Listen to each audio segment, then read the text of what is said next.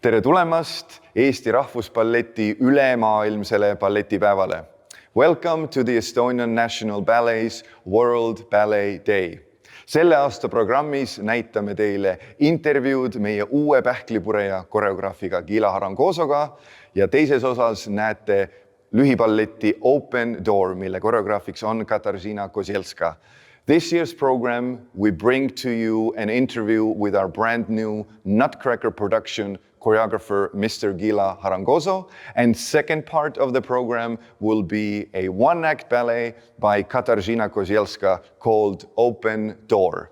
Olge meiega, tulge nautima head juttu ja tantsu. Be with us, come and join good talks and good dance art.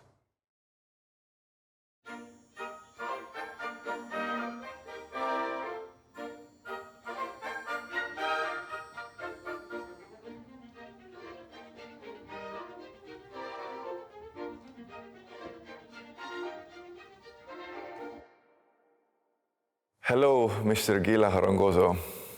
After 16 years, you are back at the Estonian National Opera, Estonian National Ballet. Welcome. I'm happy to be here. Before we talk about your new Nutcracker production, which is going to be fabulous, I want to talk to you a little bit about your path as a dancer, as a choreographer, as a director. How did ballet find you? My family is a ballet family in Hungary.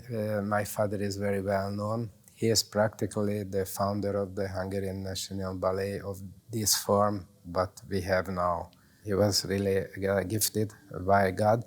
I was a good dancer, I heard, but you know, I studied in Moscow, I graduated, I learned everything, and I was a skilled dancer, but he got from God what he had, so it's a different level than mine. I never wanted to be like a normal kid, like a policeman or soldier or whatever. I would have liked to be all of the time a ballet dancer. So the top of the career, what I saw in front of me was a principal dancer of the Hungarian State Opera, Hungarian National Ballet. After that, I went to Moscow, and I had the luck that I was in the class in the Sansanch, Alexander Alexandrovich Prokofiev. That time he was the best teacher, very young, very intensive, and I learned a lot, and that I became that what I was. You've worked as a dancer in 3 different companies, right? In Hungary, in Vienna, in Munich. Like, was that easy? Was that just another company, or did you have to adjust when you moved from company to company? Yes. It is not easy, but you know, those people.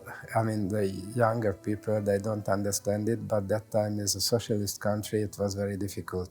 I had lots of invitations, and they didn't let me go, and they sent other dancers in with my invitations, and you could be furious or upset, but that didn't help. And then I went just for a day in Munich. So I went in, and then the director was in Munich at that time, Edmund Glede.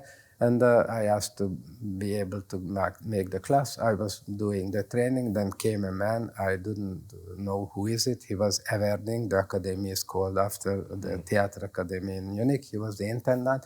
He said, you know, I need a principal like you.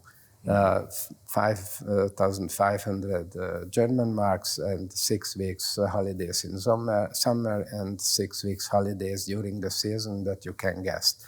And then I signed it. Finally, I could receive an open pass, and I could stay on the West. And I was in Venezuela when they called me from Vienna, that Dr. Brunner was the director of Vienna. And he said, you know, how did you get to Munich? I was count on you. I said, I didn't know about.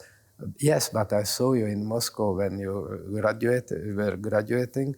And then I wrote up your name, and I counted that you will be with Vienna. I said, okay, it's no problem, that I can dance in Vienna also.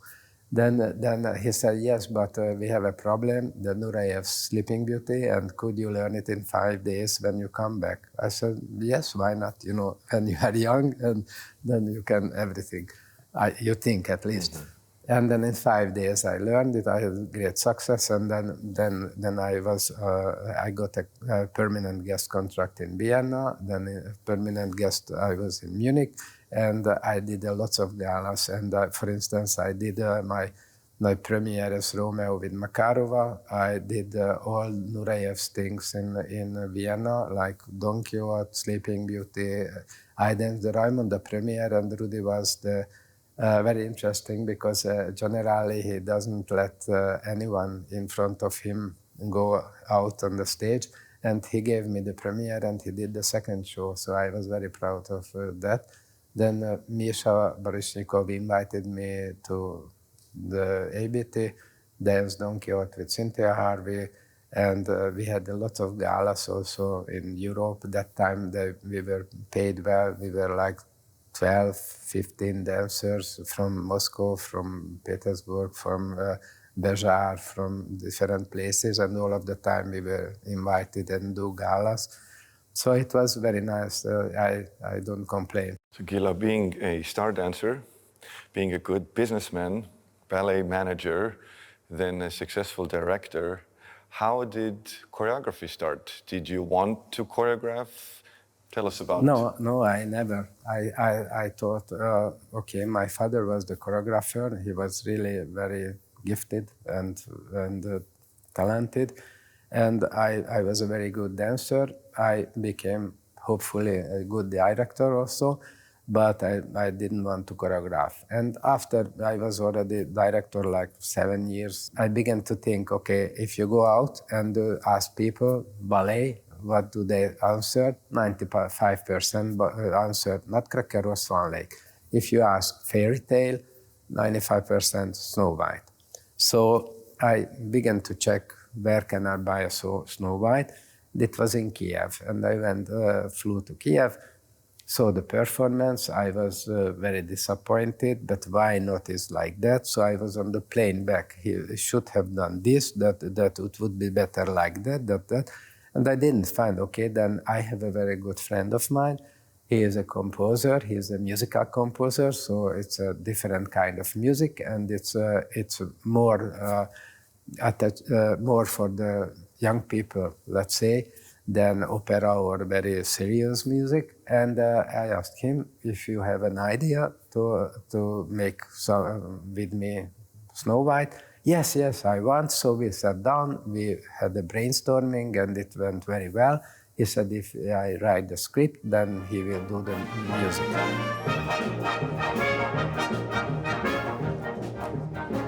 And then I wrote the script, and then we went to the studio. I explained this next picture is, next scene is 5 minutes or 6 minutes. That happens, I think so and so. That is the mood, and I began to dance the rhythm, and he took the rhythm and he began to play, whatever he felt. And then we recorded it, and then he brought it home. I also brought home what I recorded. It was extremely difficult to learn what I did, because it is just I was dancing what I felt. And then slowly we got together, and it was the best time of my life because it was very productive. And we made the performance, and I never thought that this performance comes to the Hungarian National Ballet, Estonia, Estonian National Ballet, Russia. We went to Bolshoi with your company. In China, Hong Kong Festival opening, then in Australia. So, the piece made a career I never thought. Then also came Swan Lake, then I did Swan Lake. I didn't want to, but I became somehow a choreographer. Mm-hmm. You are doing, for Estonian National Ballet, a brand new Nutcracker. Have you choreographed Nutcracker, any productions like this before? Yes, I did. That is the fifth time when I do. So first in Vienna State Opera and then Vienna Volksopera, a bit different. Then I had the possibility in Hungary to do a big production with in a sport hall with circus artists as well. So like China dance, the jongleurs, and then the Russian is like street dancers who are turning on their heads and doing jumping saltos and things.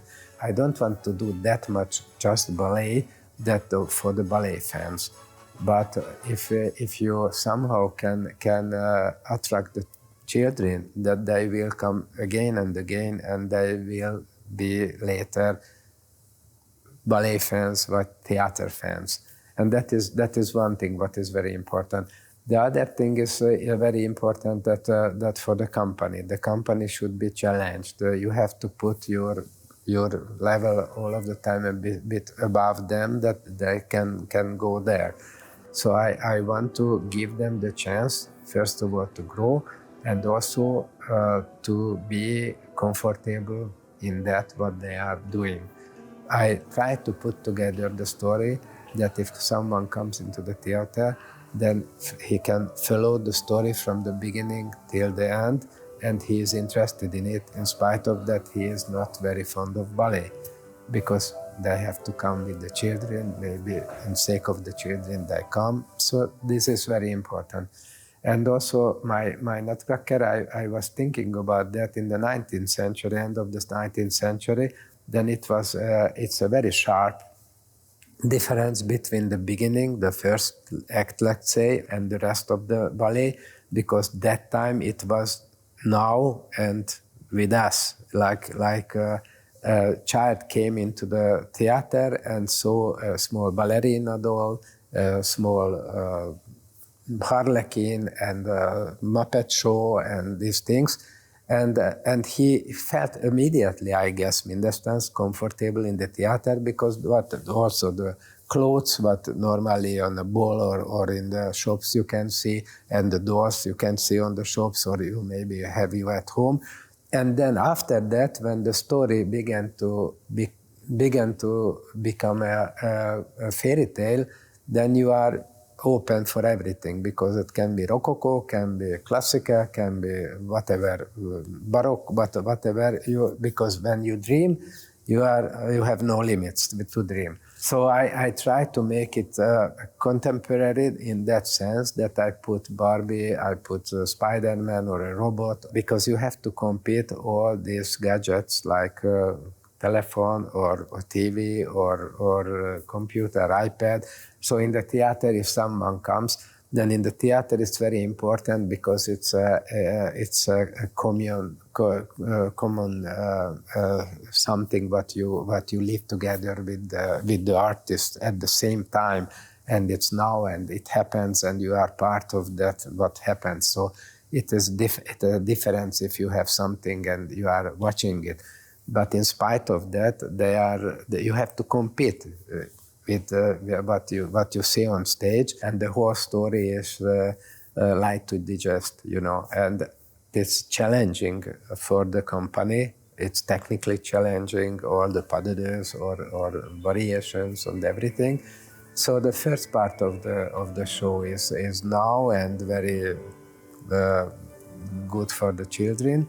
And the second part of the show, it's a serious and very hard work for in the classical sense of the ballet. And I do hope, as I see, you have very good dancers here, and really I am very fond of them. And I guess we can achieve something where it will be a very good show. The story is still classical. You take it to nowadays, that people can recognize something. Do you think this is what the classical productions, like Nutcracker, like Swan Lake, do you think and feel that this is the way forward, to bring these older traditional and still popular pieces to life, to take them forward? Or should we always keep to traditions? Nutcracker is a bit different, because this sharp difference between the parts. So you can be contemporary and you can stay classical, so that is easier. For the other things, you have to renew, I guess you have to renew a lot of things and you have to come up to date because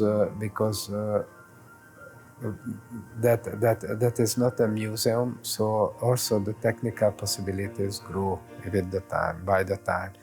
Also, I guess it was a social event when you went to theater 200 years ago or 100 years ago, you know, because you didn't have at home TV or maybe even no radio, no nothing. So it was not just that you was watching the show, but also you could meet people, you could make business, you could gossiping or whatever. So it was 4 hours, 5 hours, doesn't make any difference. But nowadays, if you don't keep a bit, with the speed of today, then it's time that's boring and it's not up to date. So you have to think about the head of the audience, and you cannot expect from them that much passion and interest, because you have lots of interest nowadays. So I guess with one word, that you have to change everything to keep the same. That is a contradiction, but it is like this. You also involve a lot of kids from our ballet school in this production. Probably most than we've ever had, definitely in the recent decades. How, was that always your goal, to do a Nutcracker that involves also kids watching kids, you know, a family entertainment show? How has this come about, and how has been your experience working with the kids from our local ballet school? If we want to gain artists, ballet artists for the future, that is very important at the beginning to involve in it and to let them see how a grown-up artist works next to you on stage, how he behaves himself, how he does his makeup, so it's I guess it's an impression for a life. It is not just that they are cute and there are a lot of them, but give them the possibility to be on a big stage with a big orchestra, with lots of audience, then that can make them stronger, believe that in the future they have to do this because they like it a lot, you know. Because if you have a school performance, to give the chance also the theater and the audience and the orchestra pit, that somehow what the generations can give to each other, you know, that is, I think, very important, that you feel that you're part of something what can grow, and later when you are a bit older already in the school, that you know, maybe I can reach that what they reached, and then later I can give it to the next generation.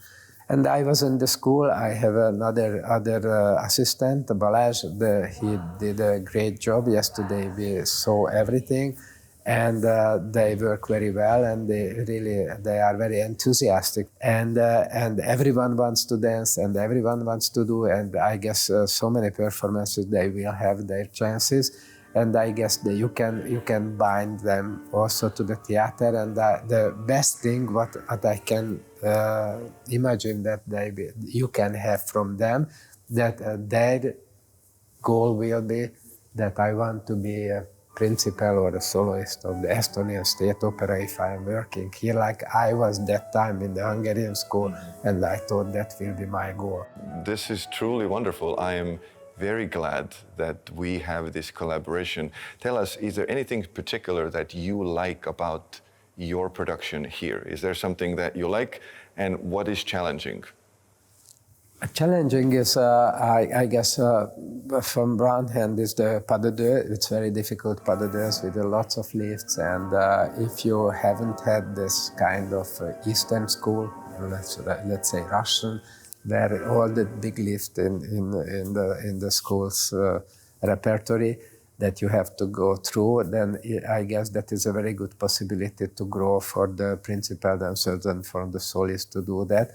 and also challenging that I see that I can add things what I have done, and I see talented people, and then we are doing that or that robot or the Spider-Man or whatever. Then I see that okay, maybe can you did like this, maybe that, and I can do, and then it's very nice when a piece is growing, and then when people take your idea and put their own personality and their own possibilities, which are really very good.